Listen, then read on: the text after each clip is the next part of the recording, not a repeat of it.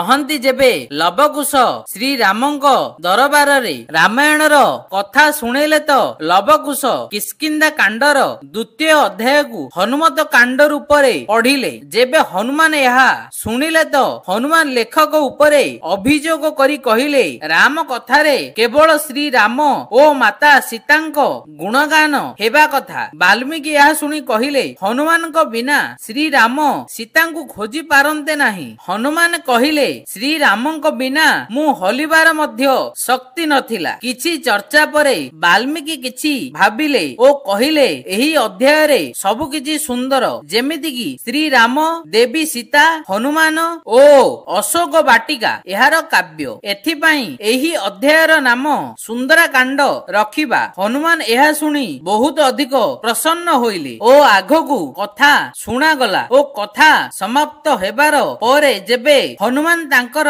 ଘରକୁ ଫେରିଲେ ତ ମାତା ଅଞ୍ଜନା ହନୁମାନଙ୍କୁ ସୁନ୍ଦର ନାମରେ ଡାକିଲେ। ଏହା ଶୁଣି ହନୁମାନ ସ୍ତବ୍ଧ ହୋଇଗଲେ ଓ ହନୁମାନ ନିଜର ମାତାକୁ ପଚାରିଲେ, ମା ତମେ ମତେ ଏହି ନାମରେ କାହିଁକି ଡାକିଲ? ମାତା ଅଞ୍ଜନା କହିଲେ, ହନୁମାନ ତୁମର ଜନ୍ମ ଆଗରୁ ଭଗବାନ ଶିବ କହିଥିଲେ କି ଆମକୁ ଗୋଟିଏ ସୁନ୍ଦର ଛୋଟ ପିଲା ପ୍ରାପ୍ତ ହବ। ନିଃସନ୍ଦେହ ହନୁମାନ ତୁମେ ବହୁତ ଅଧିକ ସୁନ୍ଦର ଥିଲ। ଏଥିପାଇଁ ତୁମକୁ ମାରୁତି ନାମ ଦେବା ଆଗରୁ ଆମେ ତୁମକୁ ସୁନ୍ଦର ବୋଲି ଡାକୁଥିଲୁ। ବାଲ୍ମୀକିଙ୍କୁ ଏହି କଥା ଜଣାଥିଲା। ସେଥିପାଇଁ ବାଲ୍ମୀକି ସେହି ଅଧ୍ୟାୟର ନାମ ହନୁମତ କାଣ୍ଡ ଜାଗାରେ ସୁନ୍ଦରା କାଣ୍ଡ ରଖିଲେ। ସାଙ୍ଗରେ ଆପଣମାନଙ୍କୁ ଯଦି ଏହି ଭିଡିଓଟି ଭଲ ଲାଗେ ତ ଆମ ଚ୍ୟାନେଲକୁ ସବସ୍କ୍ରାଇବ କରିବେ। ରହୁଛି, ନମସ୍କାର।